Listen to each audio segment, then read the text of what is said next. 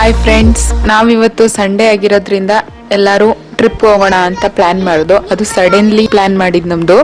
ನಾವು ಹೋಗಿದ್ದು ಫಸ್ಟ್ ಪಿರಿಯಾಪಟ್ನ ಇಂದ ಬೈಲ್ಕುಪ್ಪಾಗ ಹೋದೋ. ಅಲ್ಲಿ ಗೋಲ್ಡನ್ ಟೆಂಪಲ್ ಗೆ ಹೋಗೋಣ ಅಂತ ಅನ್ಬಿಟ್ಟು ಹೋದೋ. ಅಲ್ಲಿ ದಲೆಯಾಳಂ ಬಂದಿದ್ರು ಅಂತ ಅನ್ಬಿಟ್ಟು ಫುಲ್ ಹೆವಿ ರಶ್ ಆಗಿತ್ತು. ಸೊ ಅಲ್ಲಿಂದ ನಾವು ಹೊರಗೆ ಹೋದೋ. ಅಲ್ಲಿ ಸ್ವಲ್ಪ ಹೊತ್ತು ನೀರಲ್ಲೆಲ್ಲ ಆಟ ಆಡ್ಕೊಂಡು ಮಕ್ಕಳಿಗೆಲ್ಲ ಆಟ ಆಡಿಸ್ಕೊಂಡು ಮಕ್ಕಳಿಗೆಲ್ಲ ಫುಲ್ ಎಂಜಾಯ್ ಮಾಡಿಸ್ಕೊಂಡು, ಇಲ್ಲಿ ನಮ್ ಸಿಸ್ಟರ್ ಕಾಲ್ಗೆ ಮೀನ್ ತುಂಬಾ ಕಚ್ತಿತ್ತು, ಹಿಡಿಯೋಣ ಅಂತ ಅನ್ಕೊಂಡು. ಬಟ್ ಅದ್ ಸಿಗ್ಲಿಲ್ಲ. ಮೀನು ಸಣ್ಣ ಸಣ್ಣ ಮೀನ್ಗಳು ಸಿಗ್ಲಿಲ್ಲ.